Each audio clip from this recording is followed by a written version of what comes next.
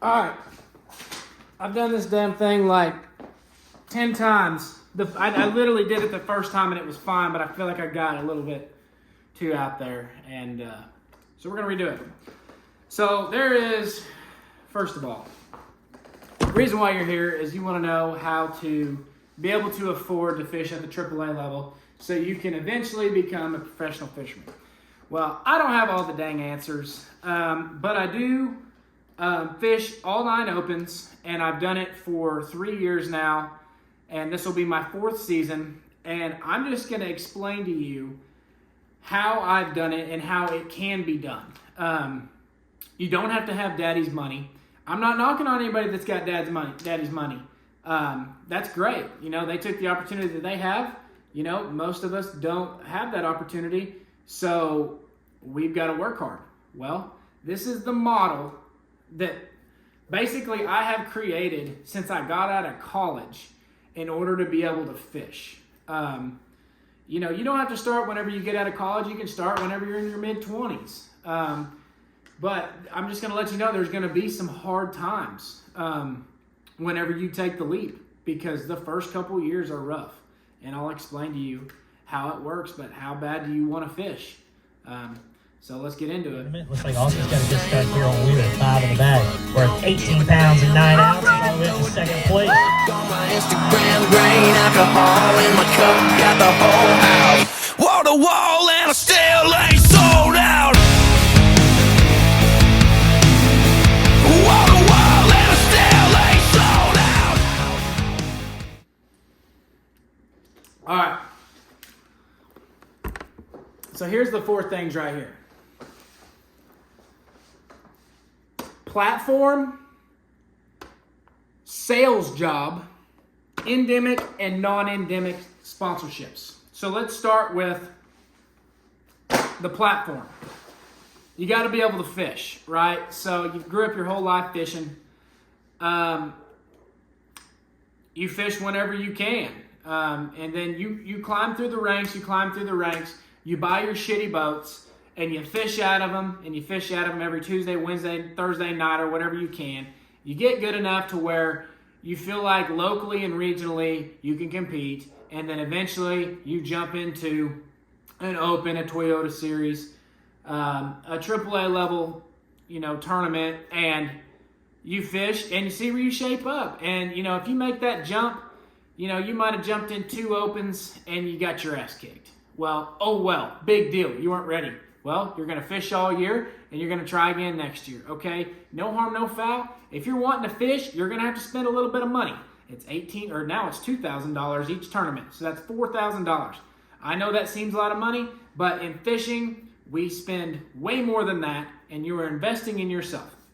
So when you eventually have success, which you will, if you stay at it and this is what you're meant to do, you will eventually have success. Once you have that success, you have a platform.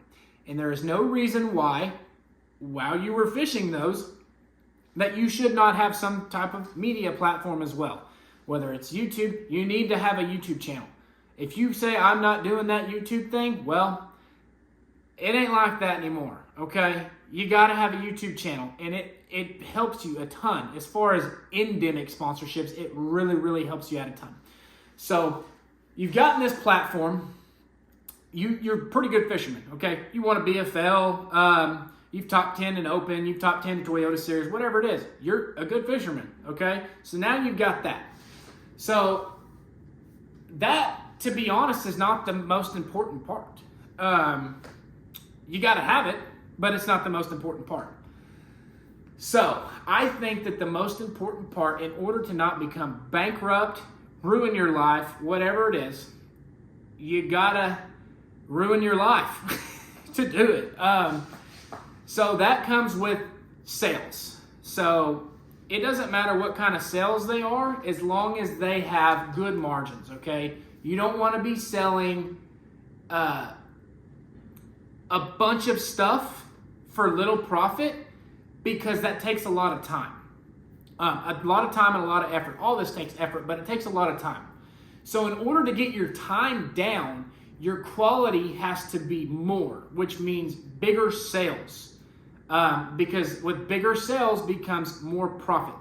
So I sell roofs. That's what I do, okay? But in the construction industry, you can sell concrete, you can sell buildings, you can sell metal, there's plumbing, HVAC, all of that stuff. As long as the job is big enough, you can make that sale and make quite a bit of money, and the amount of time that it takes to make that money, I promise you, is a lot less than most things. So now that I know that I want to become a salesman, okay, so I can fish, this is what I do. I go and learn the trade. The first year I learned the trade of roofing, I worked 60, 70 hours a week, and I learned everything that there is to be about roofing, because whenever I go to sell, I need to be able to know everything in the industry. So I did that. Second year, jumped into selling. When you jump into selling, it is not easy. You do not get a paycheck unless you sell. Okay, the first year, I'm gonna tell you right now, is not good. But if you stick with it, it's the best thing you ever did. So the first year, I lost my ass. Okay, I lost a ton of money. The roofing company that I worked for was McCray Roofing. Best guy I ever met, taught me about relationships. They had faith in me, and so didn't get fired. And the third year, I sold myself out of it and made enough money to pay them back, and then we were rolling after that. The third year, learning the industry. Second year, selling. You could honestly half sell, half production, or, see if you can hang on to that salary for that second year. If I were to go back, that's what I would do.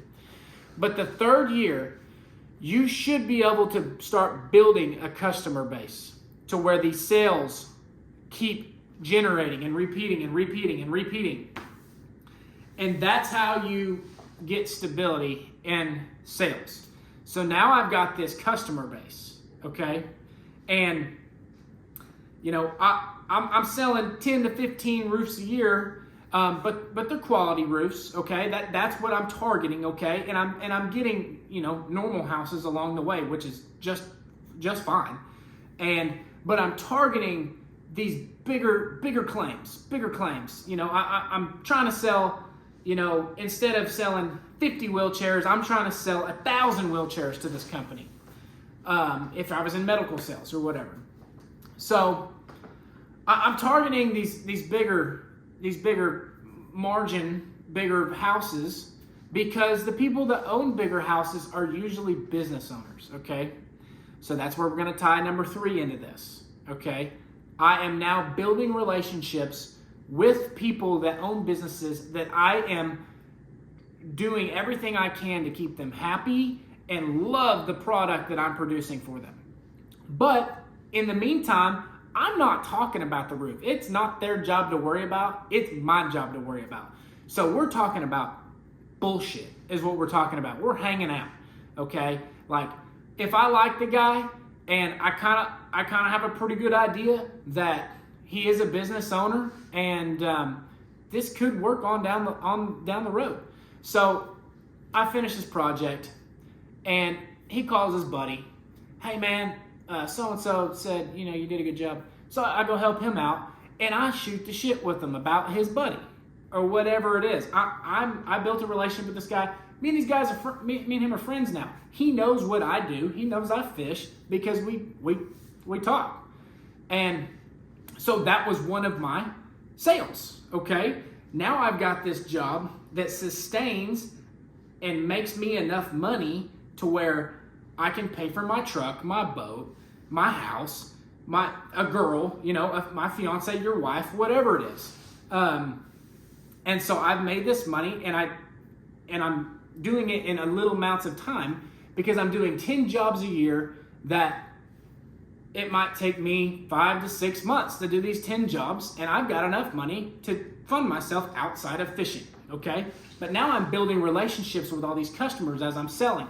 And eventually you will run into a guy that gets it and is willing to work with you, and you come to him with the pitch like, hey man, you know that I fish and I'm going to be fishing across the country this year, and I'm going to be promoting all the brands that are on my team. And let me tell you what, man, you just take a minute to think about this, okay? I'll work any trade show for you. I'll bring my boat across the country, and I will work that trade show floor. If you've got customers that want to come out on trips with me, if your kids, whatever, it's a tax write-off.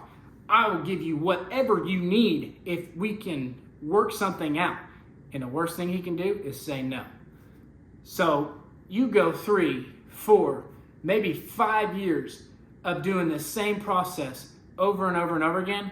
And I'm going to tell you right now, odds are you're going to run into one of those customers, okay, that you met, that you built a relationship, that is a business owner, that is going to take you up on it. And now you have a non-endemic sponsorship. A non-endemic sponsorship is what funds the Opens. Not your money from what you did in sales. Your sales money pays for, if you wanted to fish a division of the Opens, that's fine, okay? Local tournaments, BFLs, if you want to jump in a Toyota, that's fine, okay? That's not going to bankrupt you. But fishing all 9 or fishing all of a Toyota Series, all of the invitationals, I do not recommend doing that with your money, okay? Now you've built this relationship with this non-endemic, okay? And he's willing to sponsor you. And as long as you hold up your end of the deal and you work hard for them, do everything that you can to keep them happy and keep them selling. Because if you sold them, they know that you can sell for them. So now you've got a non-endemic, okay? You've got a YouTube channel, you can fish, you got a sustainable job that you make decent money and you work less than most people. So now you've got the time, the money, non-endemic, you can fish. You've got a YouTube platform that you've been working on while you've been fishing when you can. So now you fish all 9, okay?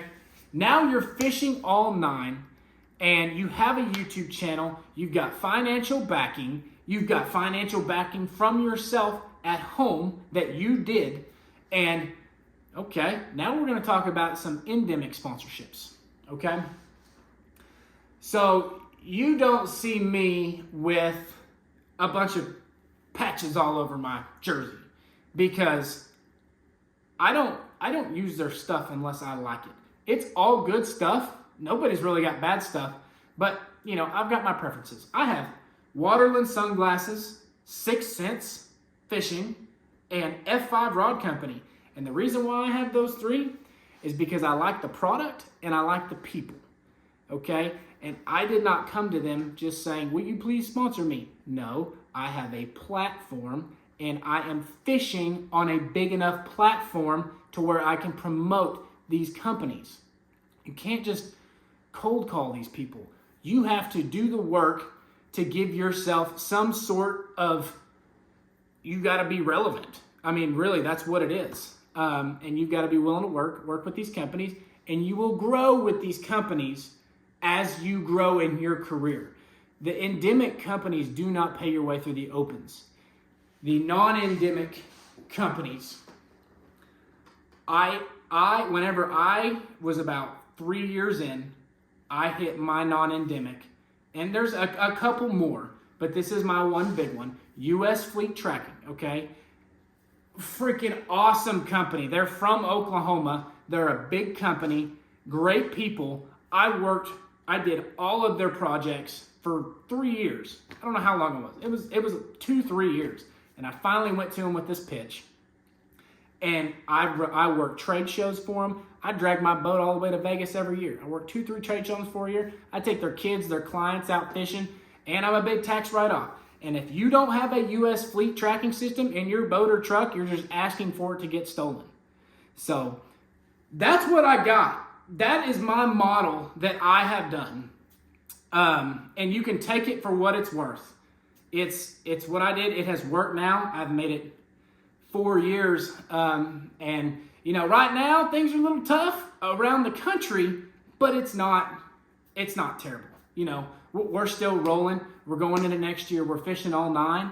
And if anybody has any questions, about anything, any of this, okay? You've got a job that you're wanting to pursue, and you want to know that if it's worth your time to pursue.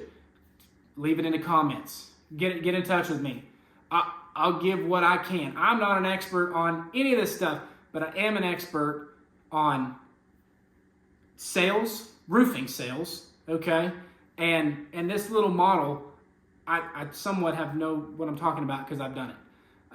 So, hope you like it, and thanks for watching.